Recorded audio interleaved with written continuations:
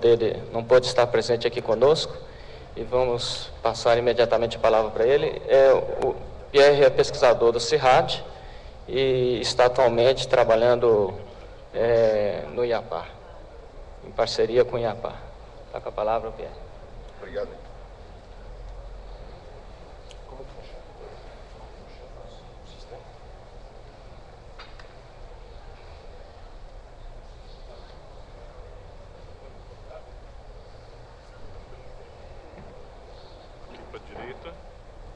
Esquerda, tá? E para frente no meio. Para frente, aqui? Isso. Você pode tirar os livros, porque eu vou usar os textos. Bom dia para todos.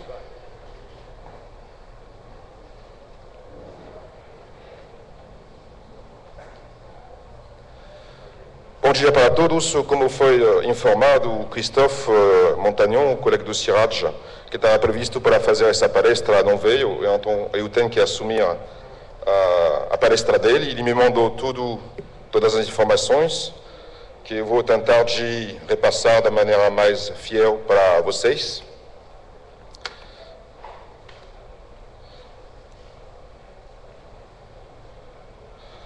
Mas se tem depois perguntas em relação à palestra do Christophe, aqui está escrito o endereço e-mail do Christophe, que você pode anotar para contactar ele mais pela frente. Essa palestra vai ser feita em português e os slides serão apresentados em inglês.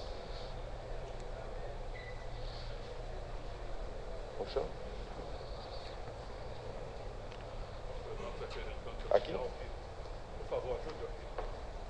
Funciona?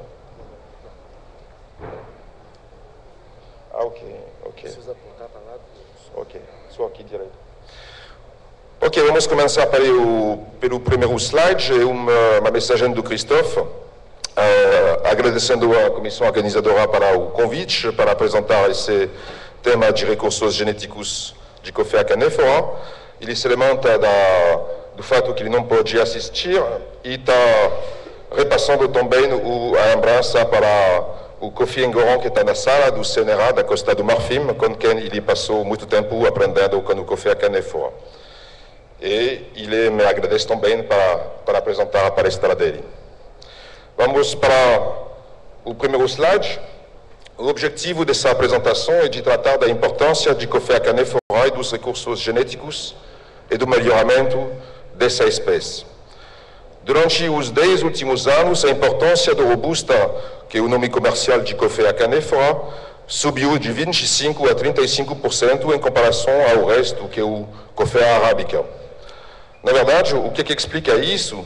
O robusta é importante para a indústria do café solúvel, devido à maior extratibilidade dessa espécie em relação à Coffea arabica.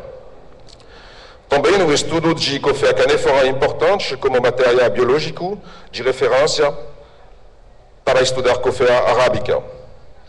O melhoramento é crucial para aumentar a produtividade e a qualidade, e os cafeicultores devem ser, no final, os beneficiários do progresso genético que vem do melhoramento.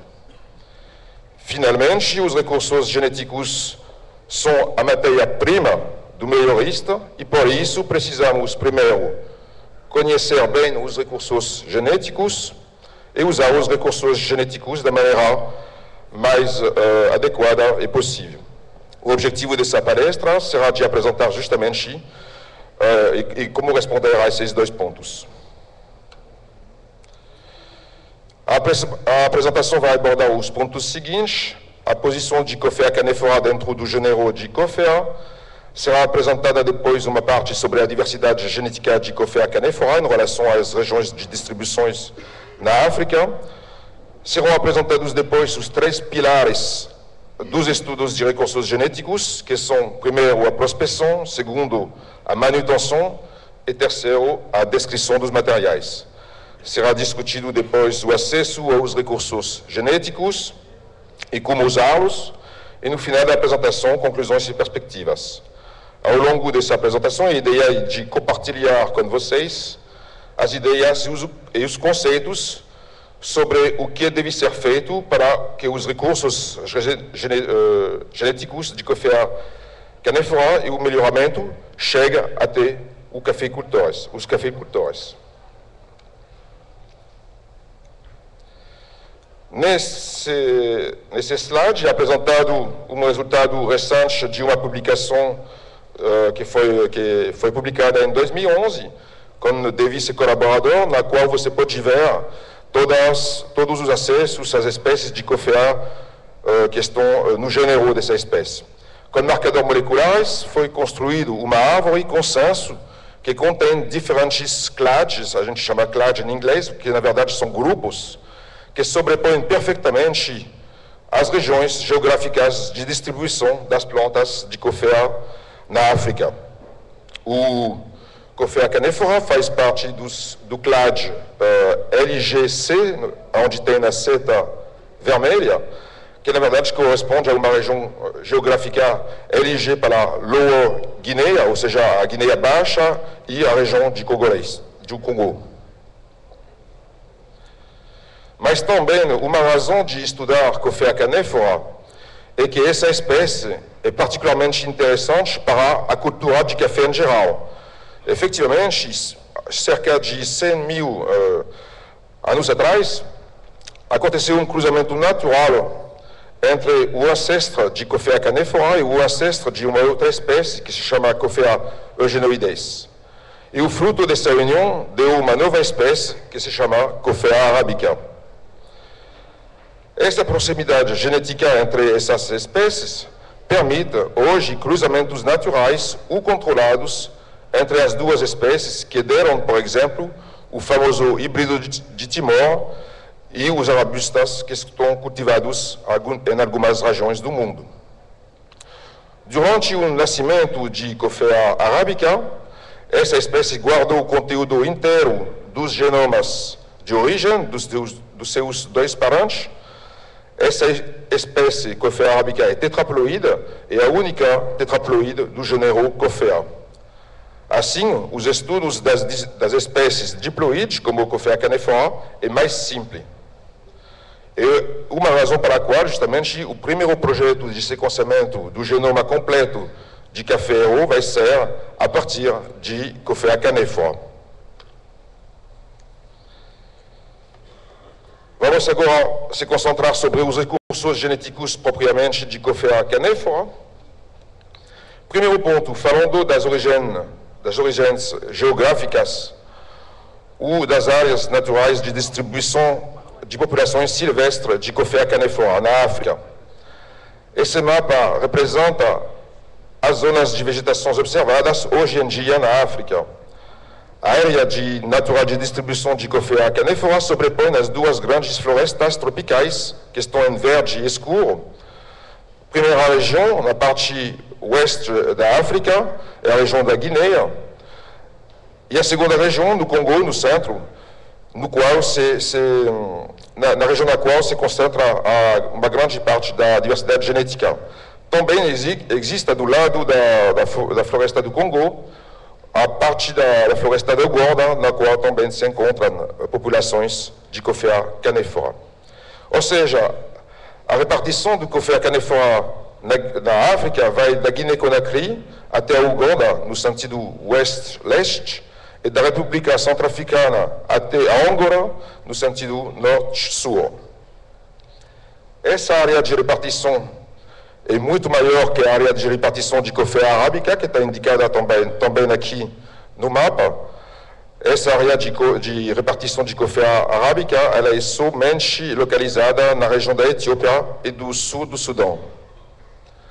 Uma característica da área de Coffea canephora é a sua fragmentação, com uma descontinuidade entre a parte da Guiné, na parte oeste, e a parte da bacia do Congo. Eu não tenho coisa para apontar, mas vocês podem ver essa separação das regiões que estão em cor verde escuro. Outra descontinuidade menos marcada se observa entre a bacia do Congo também e as regiões das florestas da Uganda. Vamos ver agora como tudo isso influencia a estrutura da diversidade genética de Coffea canephora. Agora que vimos as áreas de repartição naturais das populações silvestres de Coffea canephora, vamos ver agora as características dessas populações. O tamanho dessas populações é variável, de algumas árvores até centenas de árvores, sempre dentro de um perímetro muito delimitado. Geralmente, não se observa um contínuo entre as diferentes populações, que podem ser separadas de centenas de metros até uns quilômetros. A disseminação do pólen é um fator de intercâmbio entre as populações. Essa disseminação é essencialmente entomofila, não sei se se usa esse termo em português, ou seja, através dos insetos, e heliofila, ou seja, com o vento. O pólen pode ser transportado a vários quilômetros, geralmente na ordem de uma dezena de quilômetros. A disseminação das sementes é essencialmente por zoocoria, ou seja, os animais comem as cerejas e propagam as sementes nas fezes. Podem ser pássaros, pequenos mamíferos, macacos, elefantes, obviamente isso na África, não aqui no Brasil, e o homem mesmo. Essas disseminações são suficientes para explicar a presença de populações em grandes áreas de repartição. Agora sabemos que as populações são de tamanho médio a pequeno e que elas são espalhadas sem contínuo e cobrindo uma grande área na África intertropical. Isso é importante, pois são essas populações que são a única fonte dos recursos genéticos existentes e disponíveis para a seleção e o melhoramento. Podemos agora descrever a diversidade genética que representa essas populações. Primeiro, precisamos ressaltar os 3 pilares fundamentais do estudo dos recursos genéticos. Esses 3 pilares são coletar ou fazer prospecção, manter ou fazer uma conservação e descrever, fazer uma descrição dessas populações.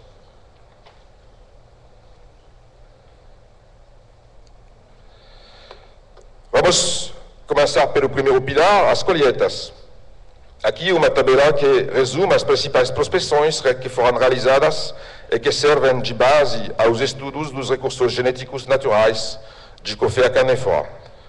Sem entrar nos detalhes, você pode notar que as prospecções foram coordenadas pelos ancestros do CIRAD, que se chamava naquela época o IRCC, e do IRD, que é um outro órgão de pesquisa na França, que naquela época se chamava o ORSTOM, sempre em colaborações com os institutos nacionais locais correspondentes. Se podia notar também que os esforços foram importantes na década de 70 ou 80 e que uma última prospecção na Uganda foi realizada em 2005. Ou seja, uma prospecção somente nos 25 últimos anos, o que certamente é muito insuficiente.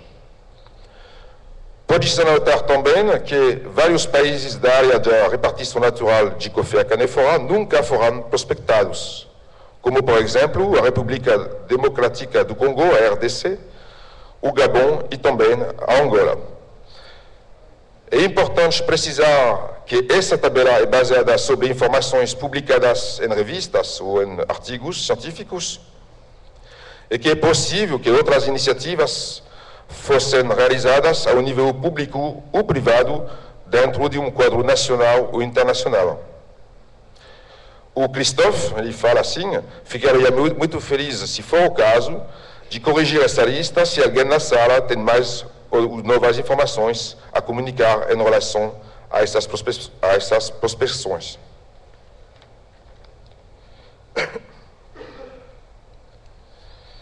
O assunto sobre essas prospecções é importante, fundamental, crucial. Devemos recolocar as prospecções na ordem do dia. É uma corrida contra o relógio, com principal adversário o desmatamento. Obviamente, precisa de recursos, nesse caso, financeiros para fazer isso, pois custa caro. Mas que será o custo de não fazer nada? Será que vamos se impedir de usar os genes de resistência a doenças, genes de adaptação aos efeitos das mudanças climáticas, genes de qualidade da bebida? Todos esses genes que dormem tranquilamente dentro do que sobra da floresta tropical africana. Na verdade, isso é uma grande responsabilidade em relação aos cafeicultores do mundo inteiro. A prioridade seria, primeiro, o Gabon, a Angola, a República Democrática do Congo e também novas regiões de país já prospectados. Isso é uma atividade que beneficia a todos, no sentido que a prospecção é uma atividade pré-competitiva que deve ser coordenada ao nível internacional.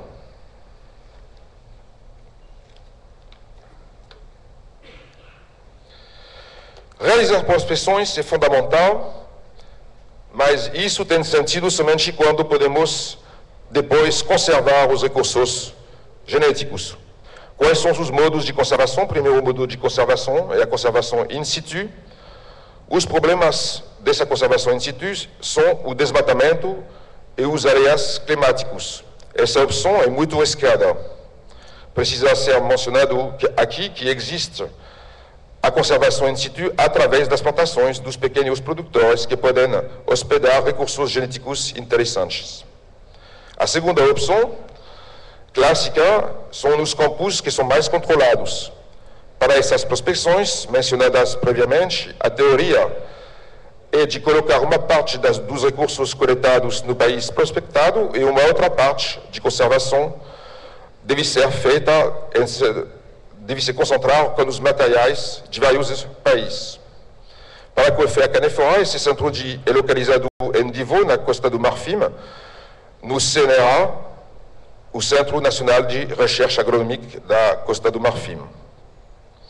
No meu conhecimento, na verdade no conhecimento do Christophe, 3 entidades contêm hoje um conjunto interessante de recursos genéticos de Cofea Canephora, justamente o CNRA na Costa do Marfim, o CIRAD na Guiana Francesa e uma iniciativa privada do grupo Nestlé que se chama o projeto 3C para a Coffee Core Collection. Mas, com as coleções no campo, os riscos de erosão genética e de perda de material existem. Esse risco foi estimado de cerca de 3% por ano, por exemplo, na coleção de Cofea Arabica Ducatier, na Costa Rica. Em alguns casos, podem acontecer também riscos climáticos e até riscos políticos.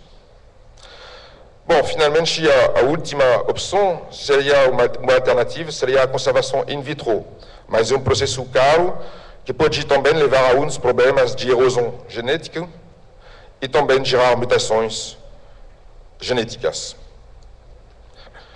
O último ponto que o Christophe queria mencionar, parece que a criopreservação não tem sido suficientemente considerada como modo de conservação dos recursos genéticos. Como para o assunto das prospecções, eu quero ressaltar as principais ideias fortes em relação à conservação dos recursos genéticos. A conservação dos recursos genéticos não é tão simples como parece. Aqui também precisa de financiamento, principalmente para manter as coleções nos campos atuais. Definitivamente, precisamos marcar essa atividade nas nossas agendas. Certamente, precisará pensar a dar às instituições públicas responsáveis das coleções um mandato internacional para guardar essas coleções. Aqui são citadas somente pistas que precisa considerar com urgências.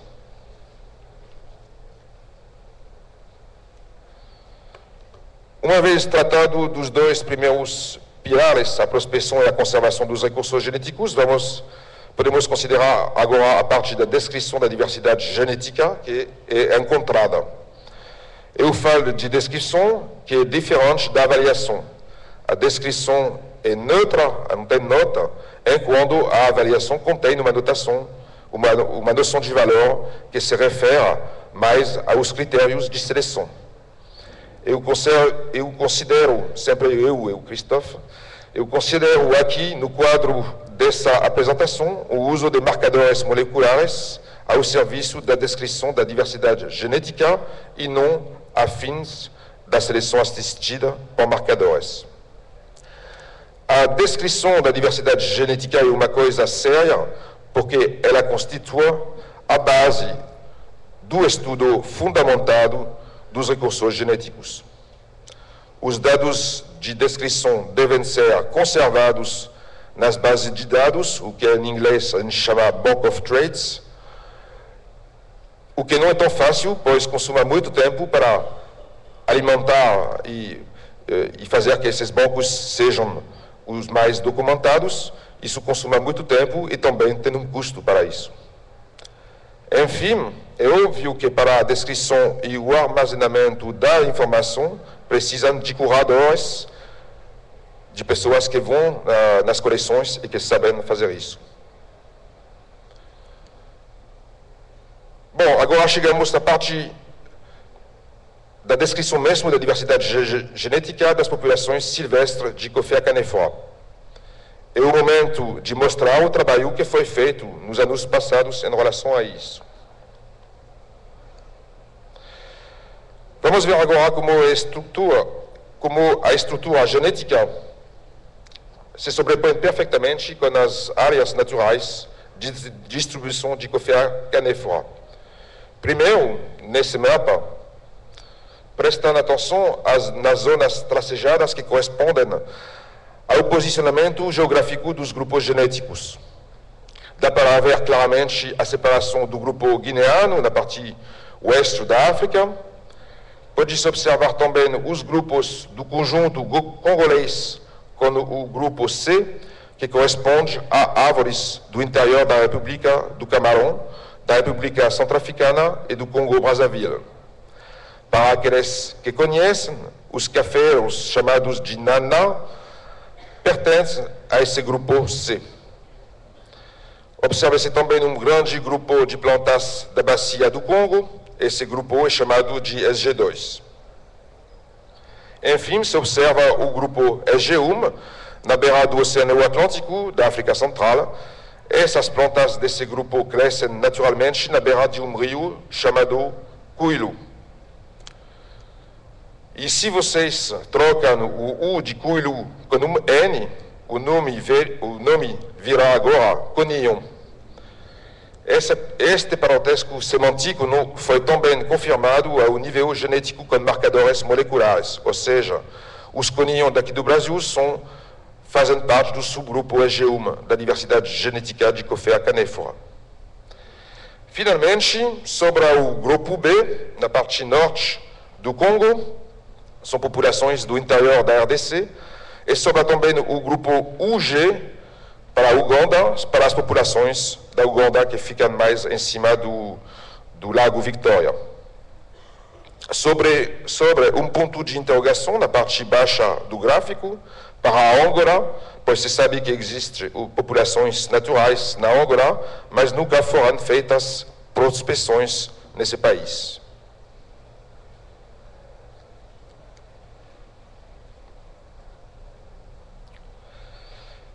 Desde que as prospecções começaram na década de 60, 50, 60, e com as técnicas que estavam disponíveis naquele momento, vários trabalhos foram feitos para tentar de classificar as populações conectadas. Isso está resumido aqui nesse slide.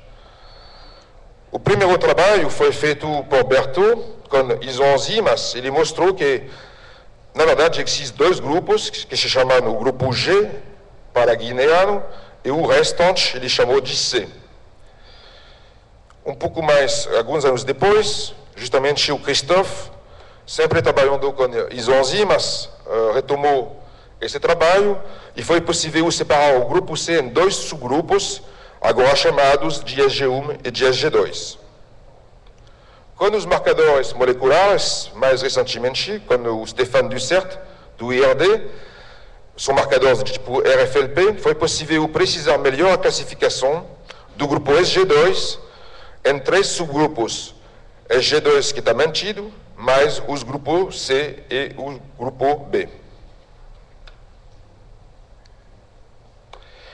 Em resumo, o que sabemos da diversidade genética das populações naturais de Coffea canephora? Sabemos que a diversidade genética é grande, particularmente em comparação à Coffea arabica. Sabemos que tem 2 pools genéticos, o guineano de um lado e o congolês do outro lado, constituído pelo menos de 4 subgrupos diferentes. Será que podemos aproveitar desses grupos para o melhoramento e obter um ganho genético, como, por exemplo, o efeito heterosis? A resposta a essa pergunta depende do acesso aos recursos genéticos e de qual forma se apresentam esses recursos genéticos. Assim como entender a fórmula formas de recursos genéticos. Vamos ver que as situações são, na maior parte das vezes, complexas e diferentes de um país ao outro. Por essa razão, é importante de falar o mesmo idioma, as mesmas palavras, que requer de compartilhar com vocês algumas definições importantes. Até o final dessa palestra, vou usar a nomenclatura P0, P1 e PN para descrever os 3 diferentes tipos de populações em função do que elas representam em termos de recursos genéticos. Vamos para o P0. As populações P0 são populações silvestres ou domesticadas a partir de populações silvestres locais. A ideia de base é que essas populações P0 representam uma diversidade genética local sem mistura com material introduzido. Todas as populações silvestres locais isoladas são P0. Como populações localmente domesticadas e representando a diversidade local, podemos citar, por exemplo, o coelho, na região do Gabão, e o naná, no grupo C, da Centro-África. Agora vamos para as populações de tipo P1. As populações P1 são formadas de genotipos oriundos de um cruzamento entre 2 P0 diferentes. Neste sentido, os P1 são relativamente similares aos F1 do melhorista.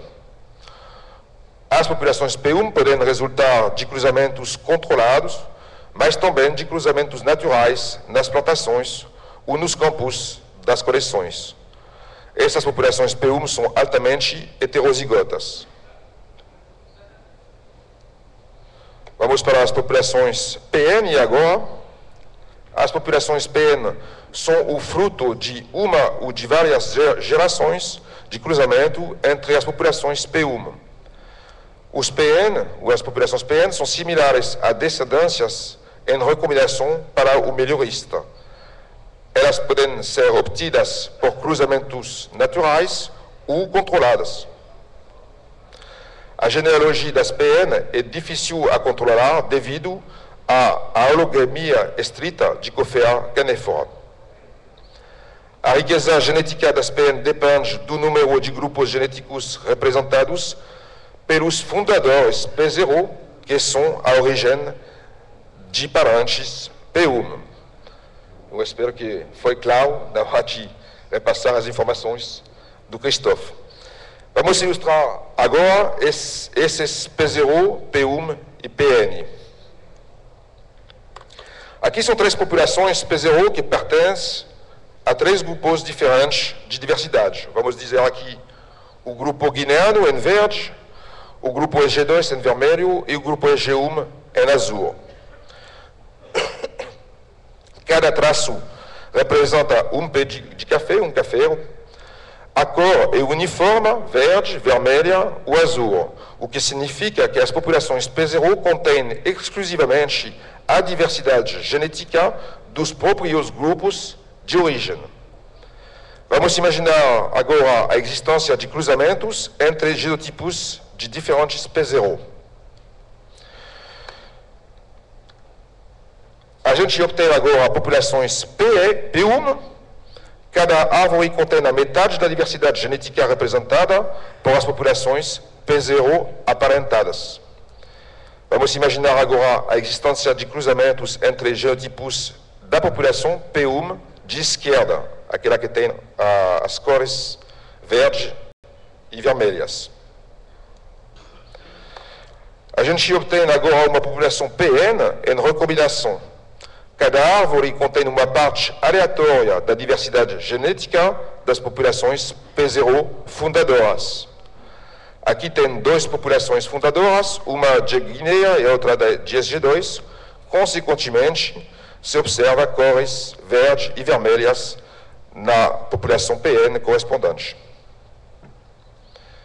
Vamos imaginar agora a existência de cruzamentos com várias gerações que implicaram 2P1 do esquema.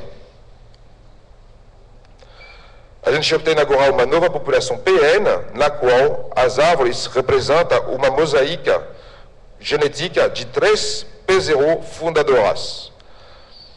Dá para observar uma mistura de cores, verde, vermelho, azul. Tem também mais riqueza genética na PN de direita que da PN de esquerda. Base sobre esse esquema, podemos fazer duas observações. Primeira observação, entre cada geração, os cruzamentos podem ser controlados ou naturais. Segunda observação, é virtualmente impossível de reconstituir as populações P0 puras a partir das populações PN.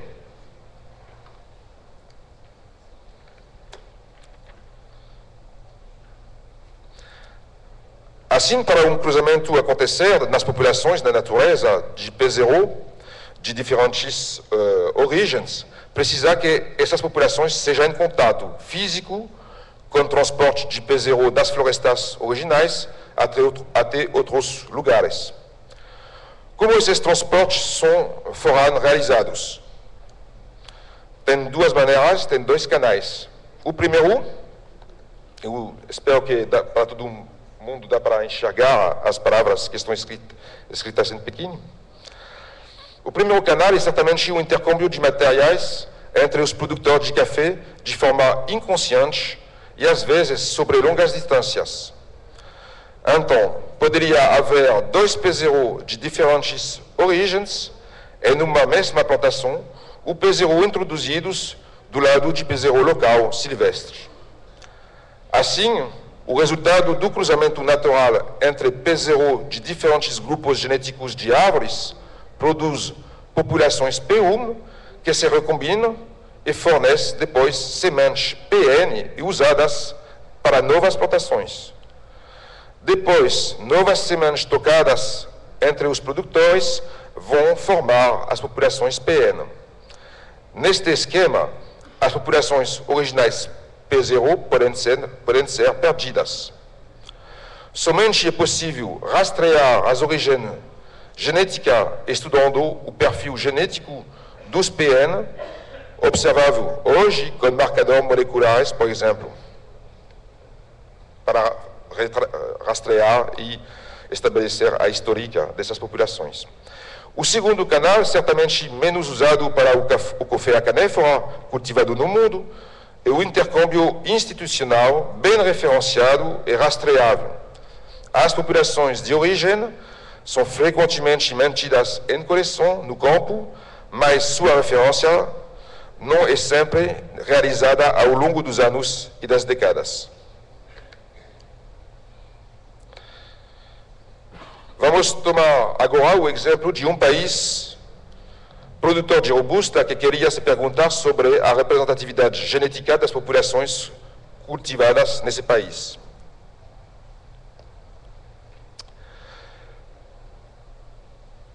Esse país pode começar a se perguntar se existem populações P0 representando os vários grupos conhecidos da diversidade genética.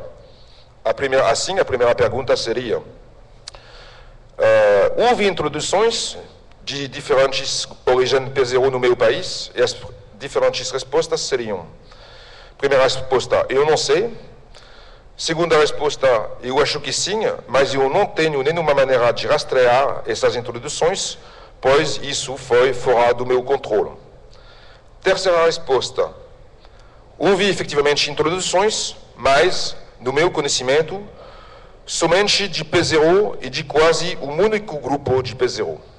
E, finalmente, a quarta resposta, houve efetivamente introduções de P0 diferentes que estão bem conservadas e referenciadas nas coleções.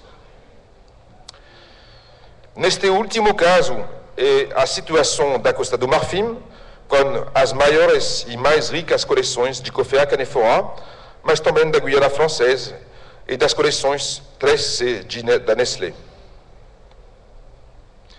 O caso de uma introdução maciça, importante, de um único grupo genético seria o caso do Brasil. E na maioria dos casos, seriam as duas primeiras respostas, que na verdade são idênticas, ou seja, eu não sei quais são as populações que foram introduzidas.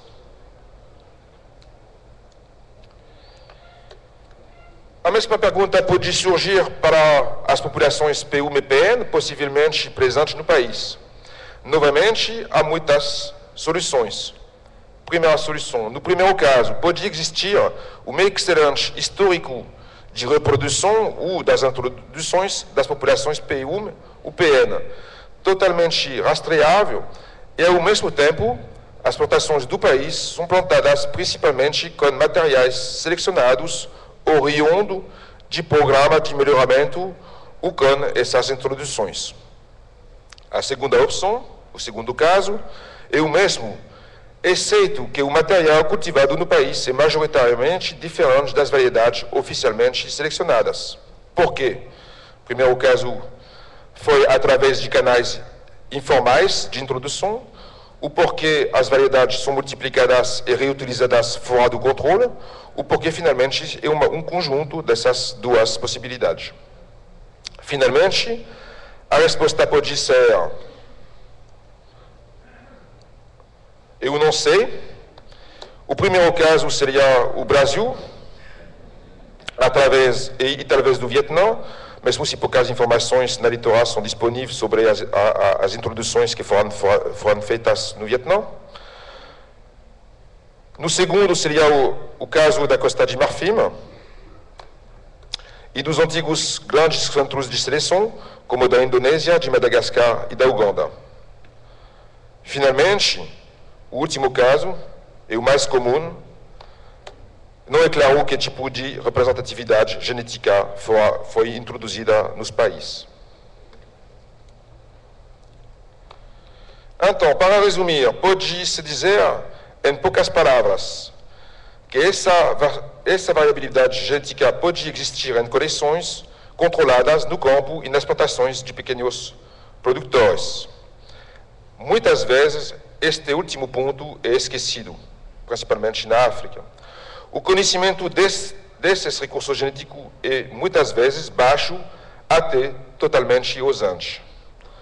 Já antecipando uma conclusão da palestra, precisa utilizar marcadores moleculares para conhecer a diversidade genética, muitas vezes inesperada, e que a gente tem na loja, assim é a palavra, de cada país.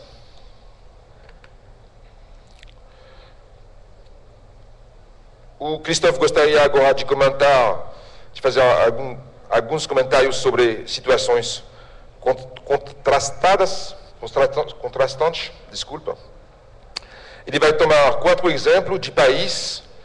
As apresentações serão rápidas, necessariamente incompletas, mas elas são interessantes como ilustrações dos materiais presentes nesses países. Primeiro país, a Costa do Marfim. Como já foi dito, o CNRA tem coleções bem referenciadas e representativas da grande parte das coleções de diversidade genética conhecida de café à canéphora. Ao meu conhecimento, ao conhecimento do Christophe, o CNRA hospeda populações P0 representativas de todos os grupos genéticos conhecidos de Coffea canephora, com exceção das populações selvagens da Uganda. Existe também na Costa do Marfim um esquema de seleção bem referenciado que levou à criação de híbridos entre P0 guineenses e congolenses.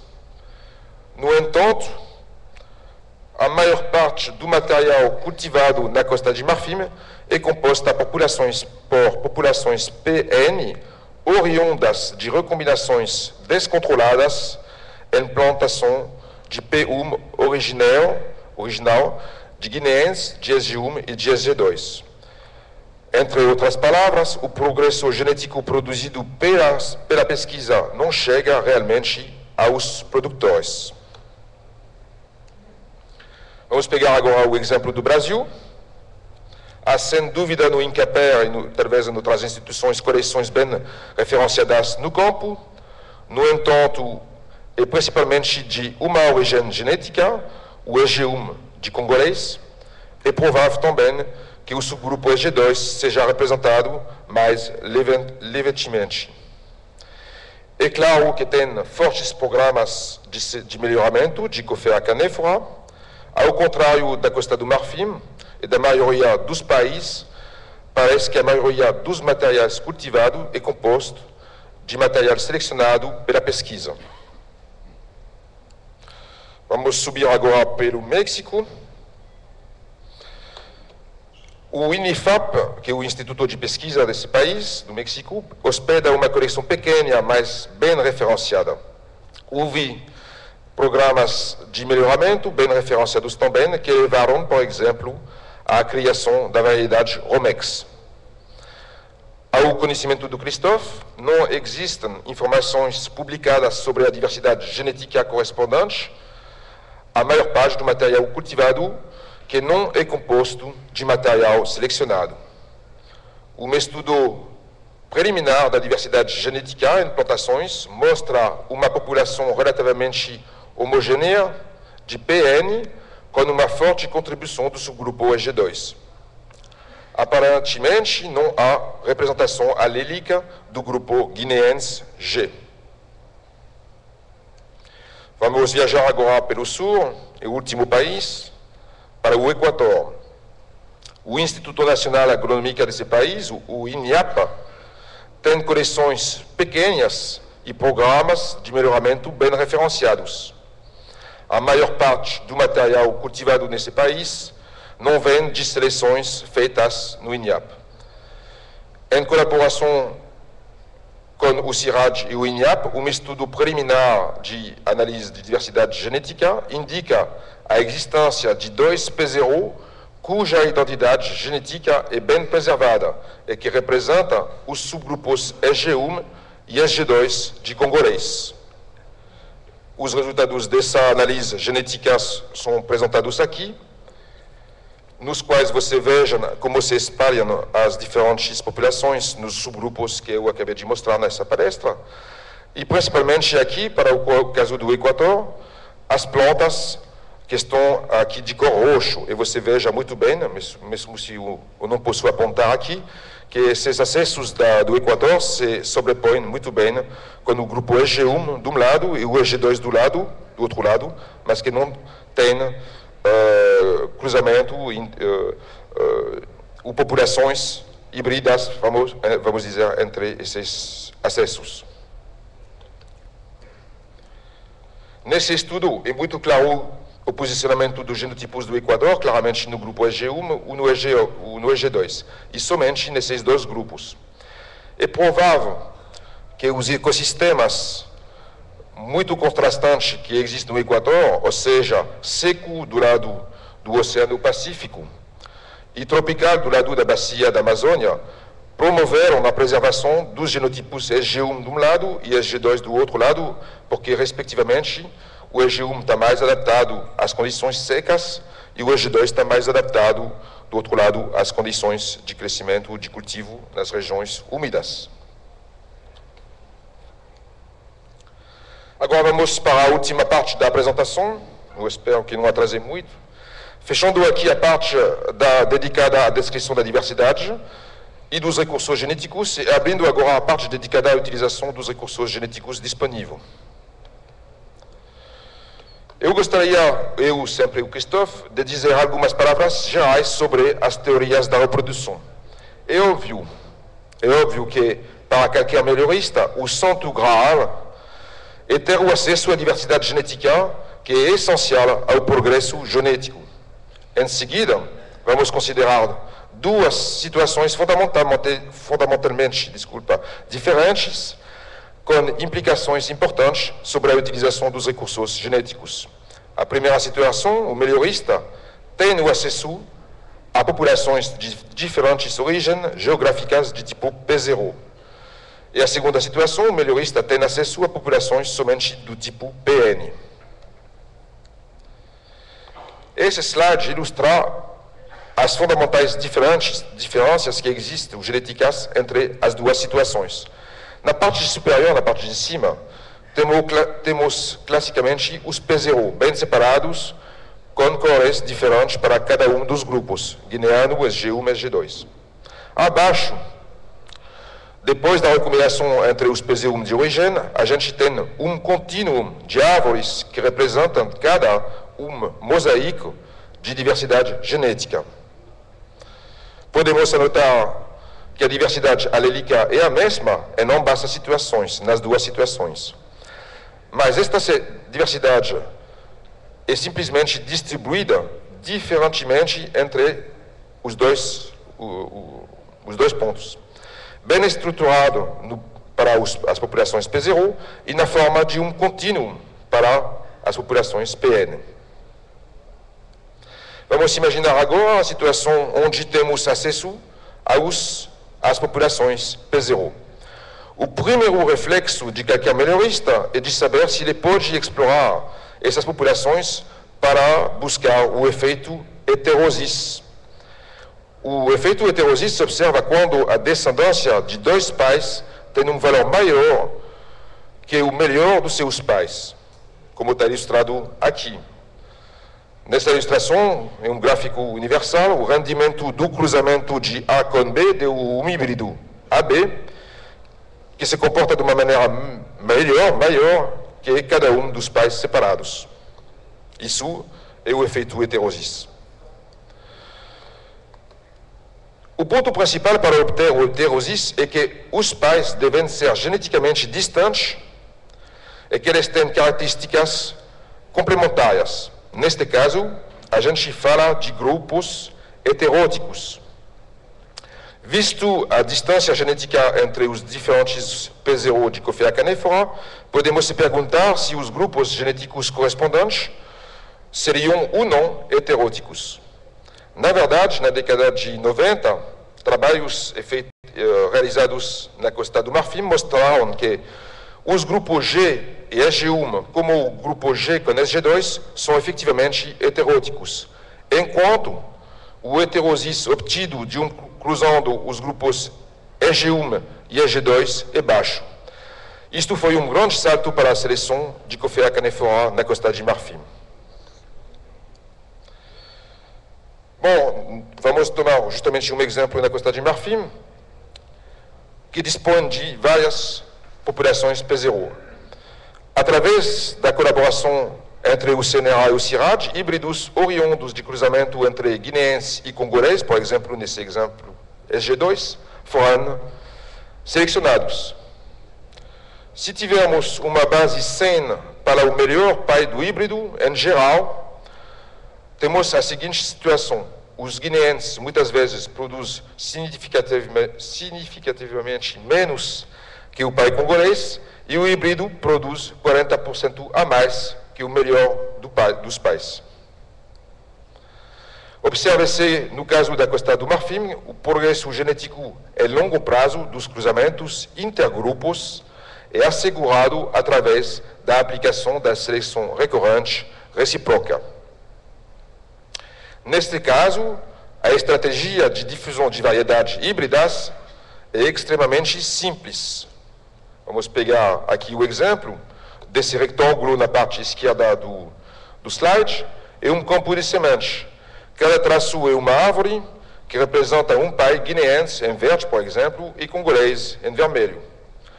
Como o café à canephora é estritamente alógamo, e se o campo estiver bem isolado, todas as sementes do campo vêm desse cruzamento e, consequentemente, são híbridos da variedade G cruzada com a variedade SG2.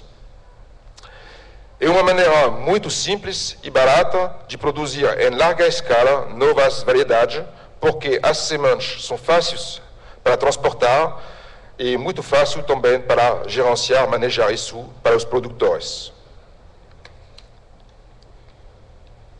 Agora vamos para a outra situação. Não tem populações P0, mas tem populações PN, que são disponíveis.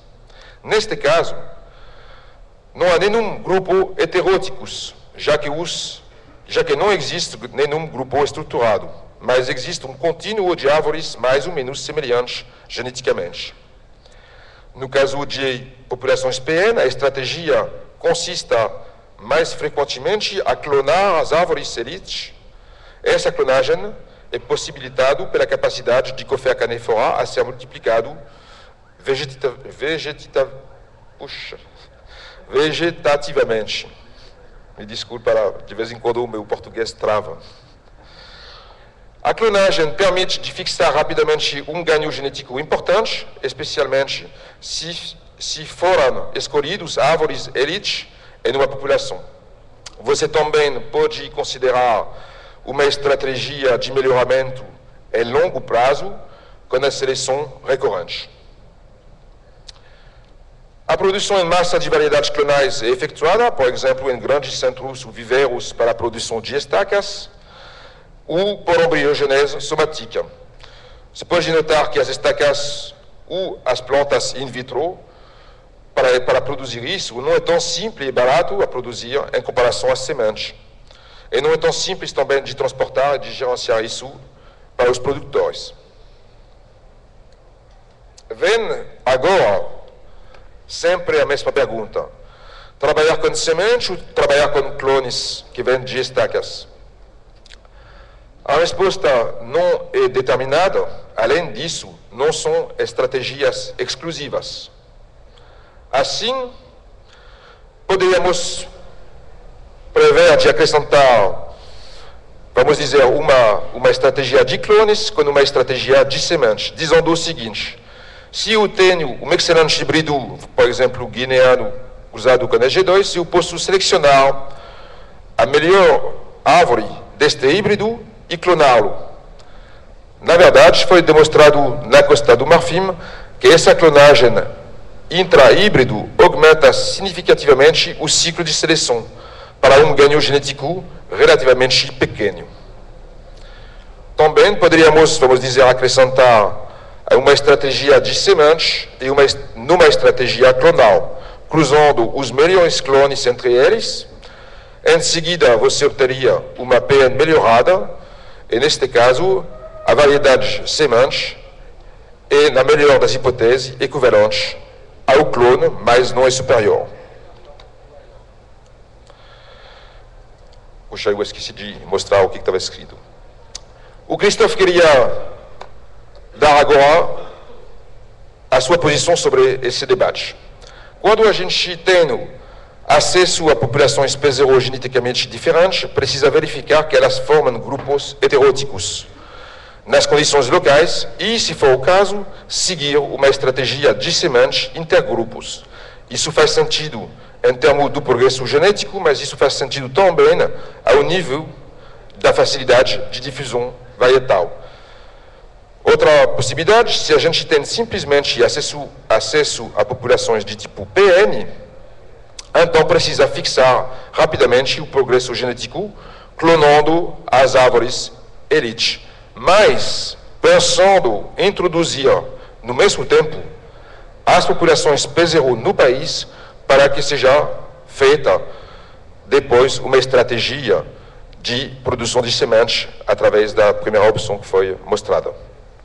Se você tiver acesso a ambos, populações e clones, sementes e clones, aí, ao longo prazo, precisa se empenhar resolutamente na estratégia de semente. Isso é o aviso do Christophe.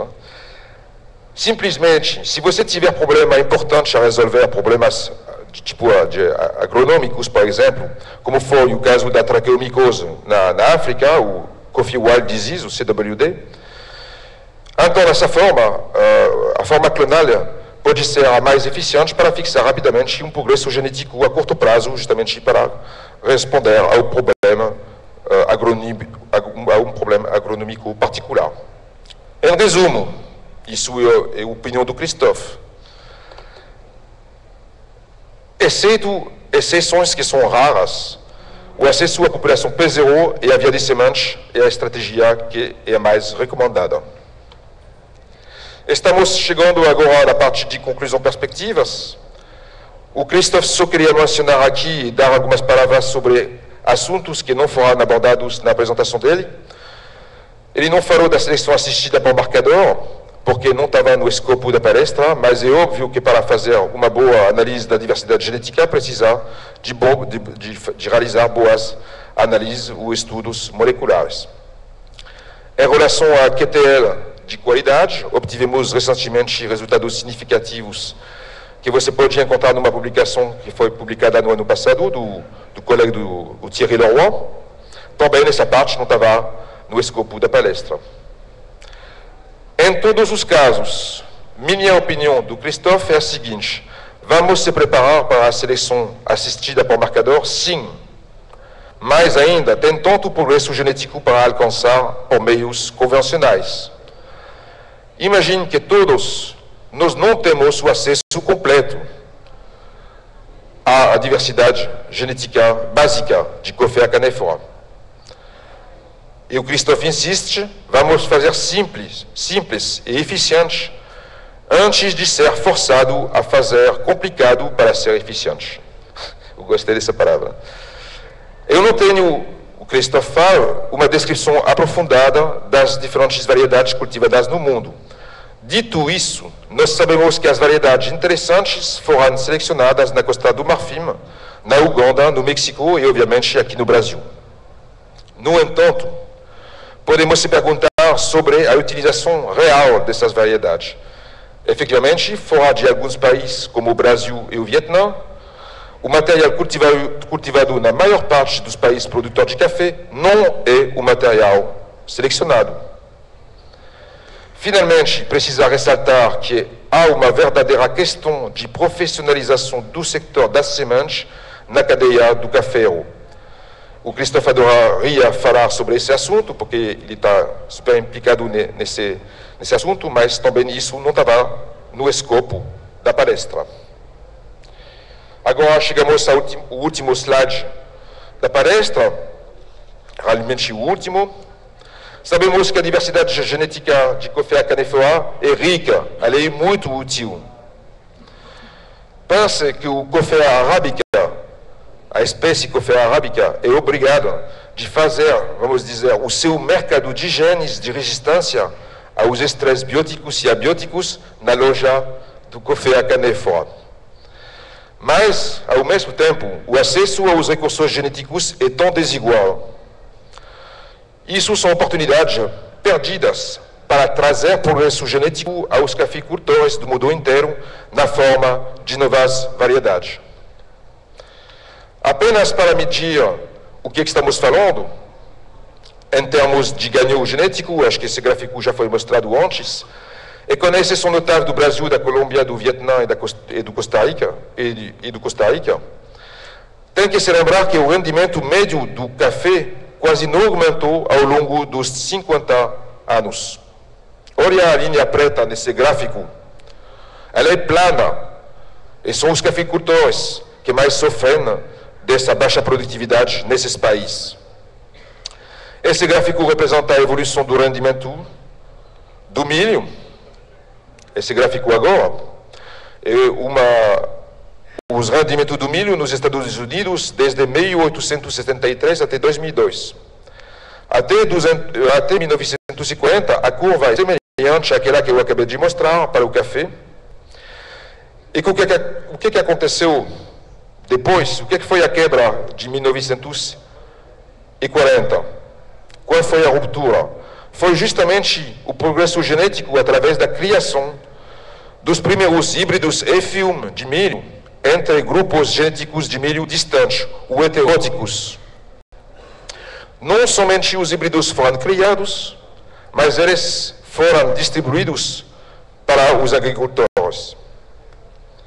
Então, eu não vou dizer ao Christophe que seria tão simples de reproduzir essa situação que foi observada para o milho, no caso do Coffea canephora, mas pelo menos precisamos ver como trazer um ganho equivalente para os agricultores de Coffea canephora.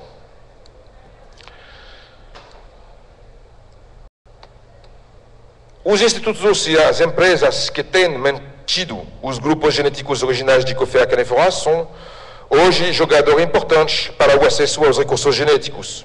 Já citei os 3 primeiros, o CNRA, a Guiana Francesa com a coleção do CIRAD e a coleção 3C da Nestlé. Precisa mencionar que cada um dos países, outros países que hospedam diversidade genética, eles têm uma grande responsabilidade para preservar justamente esses recursos genéticos de Coffea canephora. Finalmente, é fundamental, urgente, essencial, de se mostrar capaz coletivamente de intercambiar e enriquecer os recursos genéticos disponíveis. Aqui o Christophe fala de trocas de recursos genéticos básicos, mas poderia se tratar também de variedades cultivadas para os quais ele deseja profundamente a difusão, mas dentro de um quadro específico, permitindo a profissionalização do setor de sementes. Para o intercâmbio de recursos genéticos, é certamente necessário dispor de um fórum internacional para resolver essas questões, que são questões muito importantes. Precisa de um acordo que reconheça os esforços realizados pelas instituições que conseguiram preservar os recursos genéticos fundamentais. Sem essa preservação, a discussão de hoje seria inútil. Eu coloquei o Christophe na vanguarda, o CNRA, na Costa do Marfim, que hospeda as coleções de Coffea canephora, apesar de ter passado para momentos difíceis que todo mundo os conhece aqui. Não precisa necessariamente reinventar a roda. Existem quadros internacionais e normas que permitam de regular os intercâmbios de recursos genéticos e prevenir potenciais riscos fitossanitários.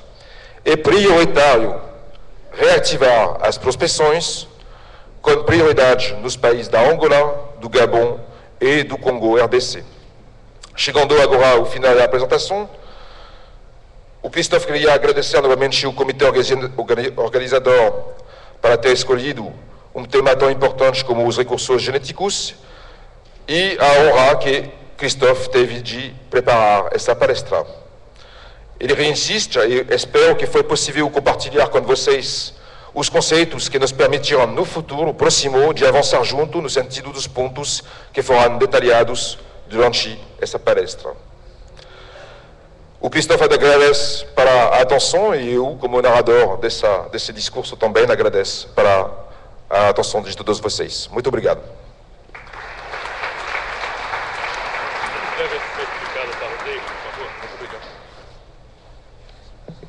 Esta foi a conferência proferida por Pierre Marrancini. O Ney deseja pronunciar-se, por favor. Primeiramente, agradecer na pessoa do Dr. Romário, aos organizadores do evento, pelo convite, para estar aqui ouvindo a palestra do Pierre.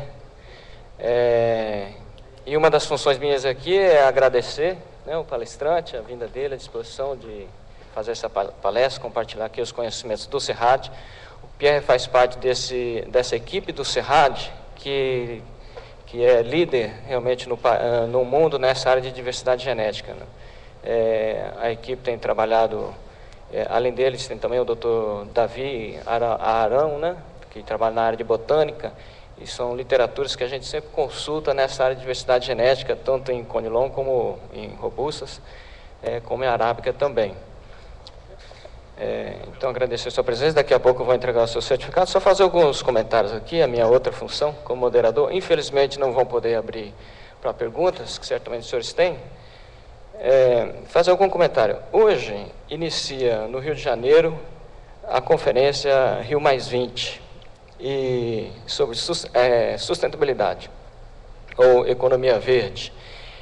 Certamente um dos pontos bastante discutidos nessa conferência mundial é a biodiversidade, né? Sem esse tema biodiversidade não existe sustentabilidade. Nós temos nesses eventos internacionais, nesses acordos internacionais que o Pierre citou aqui como necessário o café também participar. Nós temos basicamente 2 protocolos internacionais. Um é o protocolo de Nagoya, que trata de toda a biodiversidade de todas as espécies. Para vocês terem uma ideia, o Brasil tem 10% de toda a biodiversidade do planeta. Então o Brasil eles estão chamando de um grande player nessa questão. E um outro tratado é o TIRFA, coordenado pela FAO, que trata especificamente da biodiversidade de espécies cultivadas.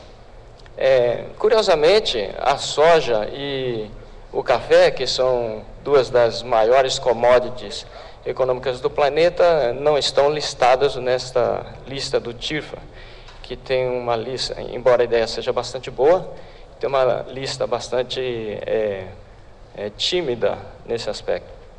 Mas já é um bom início para que as espécies cultivadas não entrem junto no protocolo de Nagoya, com todas as restrições que o protocolo de Nagoya estabelece com relação a acesso e repartição de benefícios dos germoplasmas. Então, o Brasil é signatário desses 2 tratados, e naturalmente esses tratados, eles são implementados em cada país, é um acordo, né, de cavalheiros entre os países, isso é a Rio +20. Na verdade, a implantação desses acordos vem através de leis específicas de cada país.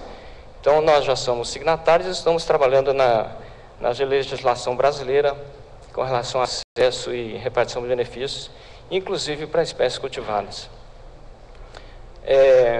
Eu não posso perder a oportunidade aqui, que tem bastante gente que trabalha com germoplasma do gênero Coffea, inclusive de países amigos nossos, da África, de que nós precisamos trabalhar com pesquisadores e também junto com os nossos legisladores, de trabalhar em regras claras de acesso ao germoplasma e não de regras claras de não acesso ao germoplasma.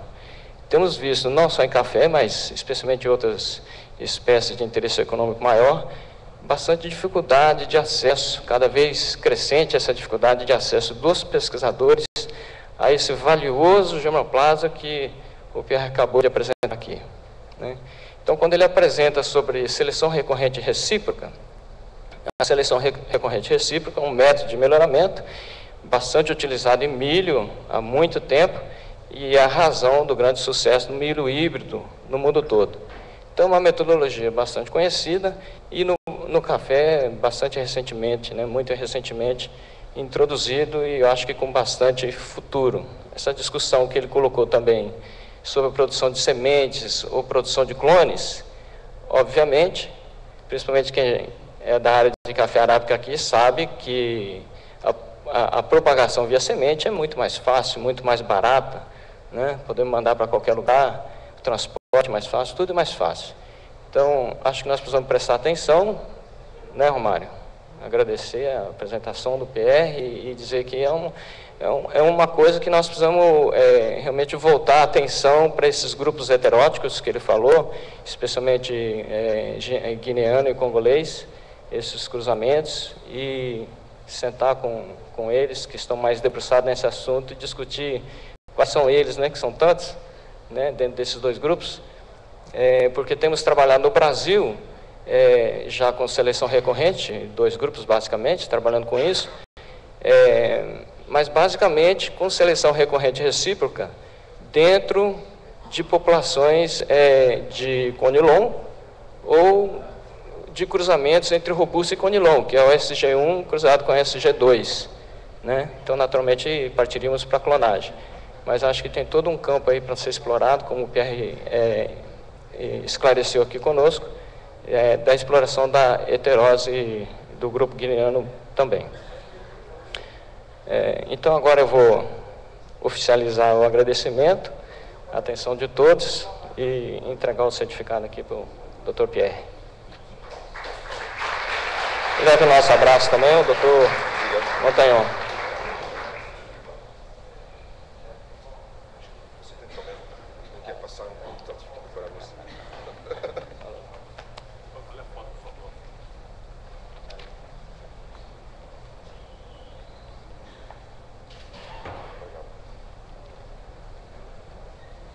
Nós temos ainda a entrega do livro do Incapé, a Lilian, gentilmente procedendo à entrega do livro aos nossos conferencistas. Lilian, por favor.